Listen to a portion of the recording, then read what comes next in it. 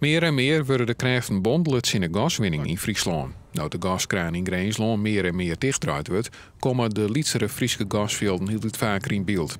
Reden tas zwarig voor onder andere Gastvrij Terschelling, actiegroep Pezus Moddergat, Dwarfsbelang Top en Twel, de Waardvereniging en tal van lokale en provinciale politici. Van de middag organiseren de SP in Snits en geerkomsten om te praten over acties. Om 2 keer het cel uit te vinden, dat zou dom wezen. Dus hier ben mensen die hebben eerder maar het gaswinprobleem te maken in hand. Nou, en daar kunnen wij ervaringen uitloeken, daar kunnen wij iets mee. Er binnen grote zwargen, het vertrouwen in de NAM en het regeer is Liets. We hebben voorbeelden in Greens.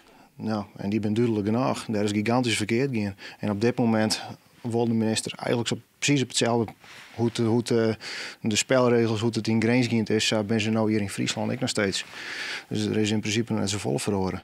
Er wordt praat over meer skippelijke actieplan, maar harkje ze daar wel naar in Den Haag. Dat kan heel veel effect hebben. Je hebt een jaar geleden was Terschelling is er een enorme demonstratie op het plein voor het Tweede Kamergebouw gehouden.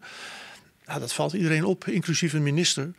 En je moet lawaai maken om de boel een beetje jouw kant op te krijgen. Leven maatje, dat is echt het plan. Op 28 mei is er een grote provinciale actie. Demonstranten zullen in optocht naar de boorlocatie bij Toppenhuizen.